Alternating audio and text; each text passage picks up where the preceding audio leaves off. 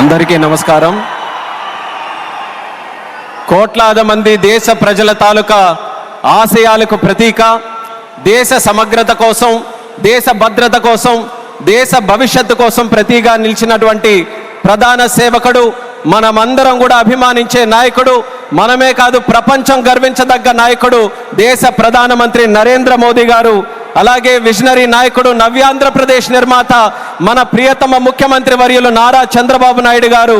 అలానే మన ఉప ముఖ్యమంత్రి వర్యులు, ఆయనకి పదవులతో పని లేదు, జనం కోసం నిత్యం జీవించేటటువంటి జనసేనాని పవన్ కళ్యాణ్ గారు, రాష్ట్ర గవర్నర్ గారు అబ్దుల్ నజీర్ గారు, అలాగే వేదికలు అలంకరించినటువంటి కేంద్ర మంత్రులు, అలాగే మన తెలుగు యువతకి ఒక ఆదర్శప్రాయమైనటువంటి నాయకత్వంతో ముందుకు నడిపిస్తున్నటువంటి సోదరులు నారా లోకేష్ అన్న గారికి, ఎంపీ కలిశెట్టి అప్పలనాయుడు గారికి, ఎమ్మెల్యే మాధవమ్మ గారికి, అలాగే ఇక్కడికి విచ్చేసినటువంటి ఎంతో మంది జనప్రతినిధులకి, ఇక్కడికి విచ్చేసినటువంటి నా ఉత్తరాంధ్ర సోదర సోదరిమల్ల అందరికీ కూడా నా హృదయపూర్వకమైనటువంటి నమస్కారాలు తెలియజేసుకుంటున్నాను.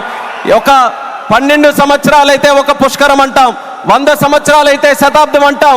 అలాంటిది యుగానికి ఒక్కసారి వచ్చేటటువంటి కార్యక్రమం అల్లూరి సీతారామరాజు విమానాశ్రయం ప్రారంభోత్సవ కార్యక్రమం అని గర్వంగా ఈ ఉత్తరాంధ్ర బిడ్డగా, మీతో పాటు ఇక్కడ పుట్టినటువంటి వ్యక్తిగా, కింజరాపు ఎర్రన్నాయుడు గారి తాలూకా బిడ్డగా ఈరోజు గర్వంగా ఉందని కూడా ఈ సందర్భంగా తెలియజేసుకుంటున్నాను.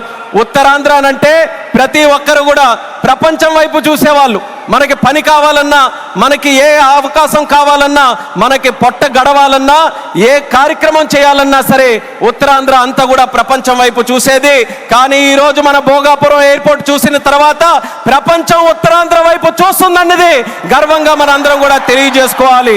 అవకాశాల నిధిగా భోగాపురం విమానాశ్రయం మన ప్రధానమంత్రి గారి చేతుల మీదుగా ఈరోజు ప్రారంభోత్సవం కానుంది. అలాంటి విమానాశ్రయం ఒక 77,000 చదరపు అడుగులతో తయారవుతున్నటువంటి విమానాశ్రయం సుమారు 60 లక్షల కెపాసిటీతో తయారవుతుంది. ఎంఆర్ఓ కానీ ఎంతో మంది యువతీ యువకులకి ఉద్యోగాలు ఇచ్చే అవకాశం ఇక్కడ కలగబోతుంది. ఎడ్యూసిటీ ద్వారా రేపు భవిష్యత్తులో ప్రపంచంలో ఉన్నటువంటి ఏవియేషన్ వర్క్ ఫోర్స్కి ట్రైనింగ్ మన ఉత్తరాంధ్రలో, మన భోగాపురంలో జరగబోతుందనడానికి కూడా నేను ఎంతో గర్వపడుతున్నానని తెలియజేస్తున్నాను. అటువంటి ఉత్తరాంధ్ర ప్రాంతంలో ఈరోజు ఈ భోగాపురం ఎయిర్పోర్టు మన అందరికీ కూడా సింహద్వారంలా ఉందని తెలియజేస్తున్నాను. ఇచ్చాపురం నుంచి పాతపట్నం, పాలకొండ, శ్రీకాకుళం, అలాగే బొబ్బిలి, పార్వతీపురం, విజయనగరం, అరకు, అనకాపల్లి, విశాఖపట్నం, ఈ ఉత్తరాంధ్రలో ఏ ప్రాంతం తీసుకున్నా సరే అందరికీ కూడా సమాన దూరంలో ఉన్నటువంటి ఈ భోగాపురం విమానాశ్రయం మనందరికీ కూడా సింహద్వారంలాగా పనిచేయబోతుందని తెలియజేస్తున్నాను. అలాగే మీ అందరికీ కూడా తెలుసు, కలియుగ వెంకటేశ్వర స్వామి ఆలయానికి వెళ్తే సంవత్సరానికి ఒకసారి వైకుంఠ ఏకాదశి నాడు ఉత్తర ద్వారం తెరుచుకుంటుంది. అలా మన ఆంధ్రప్రదేశ్ అభివృద్ధి కోసం ఈరోజు ఉత్తర ద్వారంలో మన భోగాపురం ఈరోజు మన అందరికీ కూడా తెరవబోతుంది. ఎంతో కాలం నుంచి ఎదురు చూపులు చూసాం మన ఉత్తరాంధ్రలో. ఆఖరికి గతంలో మీరు చూసుకుంటే కొంతమంది నాయకులు దీన్ని కించపరుస్తూ, విమర్శిస్తూ, ఈ ప్రాంతాన్ని కించపరుస్తూ ఎయిర్ బస్సు కూడా తిరగని ప్రాంతమని వెక్కిలి నవ్వులు నడిచారు. ఈ రోజు వాళ్ళకి కళ్ళు తెరిచి చూడమంటున్నా ఎయిర్ బస్సులు దిగే ప్రాంతంగా ఉత్తరాంధ్ర మారింది. ఈ రోజు ఎలక్ట్రిక్ బస్సులు వచ్చే ప్రాంతంగా ఉంది.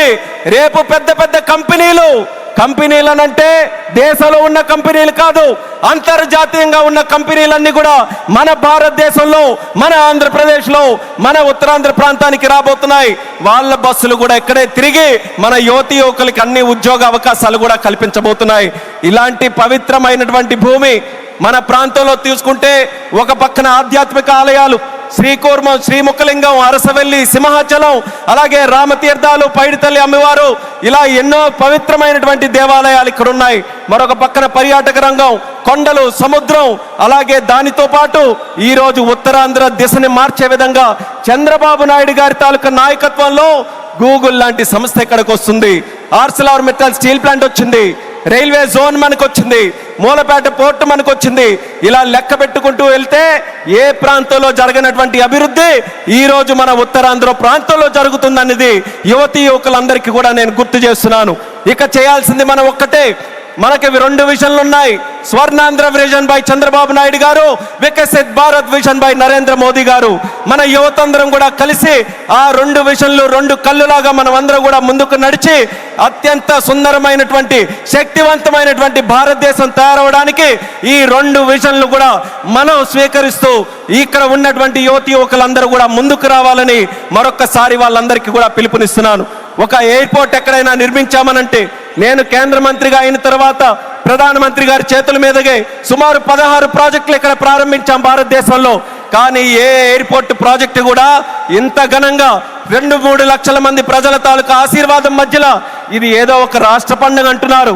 ఇది కేవలం రాష్ట్ర పండుగ కాదు, ఉత్తరాంధ్రలో ఉన్నటువంటి ప్రతి ఇంటి పండుగ ఈరోజు ఈ విమానాశ్రయ ప్రారంభోత్సవ కార్యక్రమం, అందరి గుండెల్లో ఉన్నటువంటి కార్యక్రమం. అటువంటి కార్యక్రమానికి మనం నిజమైన అర్థం ఈరోజు సాకారం చేశాం. అర్థమనంటే భవ్యమైనటువంటి ఒక బిల్డింగ్ కట్టడమే కాదు, దానికి చరిత్ర గుర్తుండిపోయేలా మన్యం వీరుడు అల్లూరి సీతారామరాజు గారి పేరు పెట్టడం, ఇది ఒక చరిత్ర అనేది కూడా తెలియజేసుకుంటున్నాను. అడవుల్లో ఎక్కడో వినేటటువంటి పేరు, అడవుల్లో వినేవాళ్ళు అల్లూరి సీతారామరాజు అని. అలాంటి ఆ పేరుని ప్రపంచం మొత్తం మారుమోగుతుంది. అమెరికా వెళ్ళినా, ఆస్ట్రేలియా వెళ్ళినా ఎక్కడికి వెళ్తున్నారనంటే అల్లూరి సీతారామరాజు గారి తాలూకా గడ్డ విమానాశ్రయానికి మేము వెళ్తున్నామని మన యాత్రికులందరూ కూడా గర్వంగా చెప్పుకునే స్థాయిలో ఈరోజు ఆ పేరును కూడా మన నరేంద్ర మోదీ గారి తాలూకా అధ్యక్షన కేంద్ర ప్రభుత్వం అంగీకరించి ఈరోజు పెట్టింది. ఇంత ఫోకస్ మన ఉత్తరాంధ్రలో పెట్టిన తర్వాత మీ అందరికీ కూడా ఒక్కటే తెలియజేస్తున్నాను, ఇంకా మనం ఎక్కడ కూడా ఆగకుండా ఉత్తరాంధ్రకి కళలకి రెక్కలు వచ్చే విధంగా మనమందరం కూడా ముందుకు వచ్చి ఈ అవకాశాలన్నీ ఎవరి కోసం? ఇవి రాజకీయ అవకాశాలు కాదు, ప్రజల కోసం, యువత కోసం పెట్టినటువంటి అవకాశాలు. ఆ అవకాశాలని మనం అందిపుచ్చుకొని ప్రపంచంలో ఏ ఏ ప్రాంతాల గురించి మనం మాట్లాడతాం, ఇది ఎలా డెవలప్ అయింది, అది అలా డెవలప్ అయిందని బాధ్యత మనం తీసుకుందాం. నాయకులుగా వాళ్ళ తాలూకా నిర్ణయాలను మనకి చెప్పారు, వాళ్ళ మాట నిలబెట్టుకున్నారు, అభివృద్ధి ఇక్కడికి తీసుకొని వచ్చారు. ఇక పని చేయాల్సింది మనం ఆత్మవిశ్వాసంతో ముందుకు వెళ్ళి ఈ రోజు వచ్చినటువంటి అవకాశాలని సద్వినియోగం చేసుకొని ఉత్తరాంధ్రని ఉత్తమాంధ్రగా తయారు చేద్దామని ఇక్కడ ఉన్నటువంటి యువకులందరికీ కూడా పిలుపునిస్తున్నాను. అలాగే మన आदरणीय माननीय प्रधानमंत्री जी, आपको फिर से मैं भोगापुर और उत्तरांध्र प्रांत को क्षेत्र को स्वागत करता हूं. मैं इतना इमोशनल हूं आज क्योंकि मैं भी इसी प्रांत से आता हूं. काफी समय से हम सुनते आ रहे, मेरे बचपन से सुनते आ रहे, यहाँ कोई किसी के लिए अवसर नहीं है. उत्तरांध्र से लोग बाहर जाते रहते हैं काम के लिए, पर आपने वादा निभाया. आपके मार्गदर्शन में, हमारे चंद्रबाबू जी के मार्गदर्शन में यहाँ पे जो इम्पॉसिबल लगता था वो आज पॉसिबल करके दिखाया. एक गेटवे जैसा विमानाश्रय आज हमने बनाया, हवाई अड्डा बनाया, और उसके साथ ही गूगल जैसे बड़े बड़े जो ग्लोबल इंस्टीट्यूशन है वो सब भी आज विशाखापट्टनम हमारे उत्तरांध्र में आ रहे हैं. ये हमारे सब के लिए, हमारी जो ताकत है यहाँ युवाओं के लिए, ये बहुत बड़े सौभाग्य की बात है.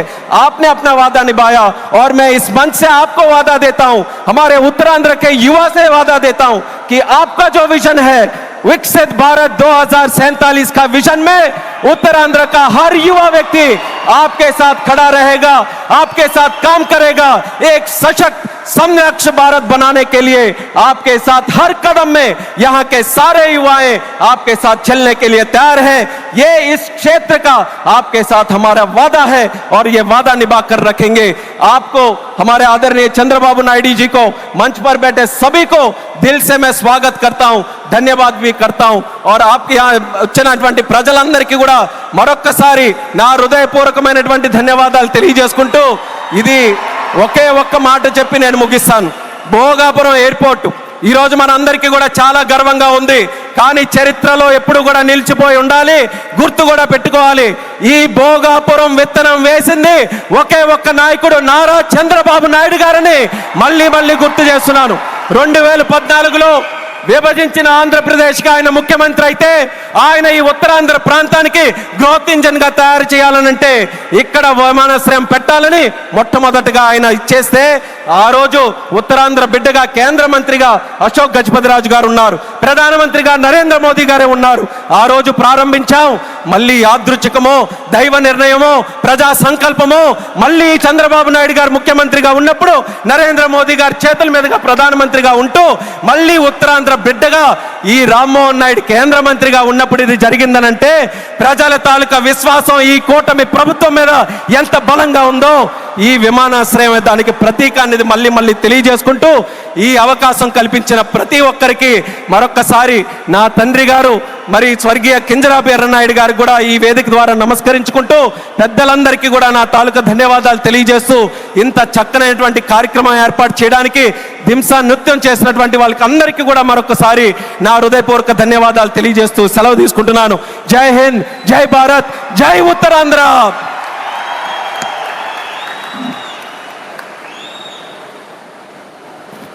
Thank you sir, thank you very much. ఇప్పుడు గౌరవనీయులు honourable minister for IT, HRD, electronics and communications Shri Nara Lokesh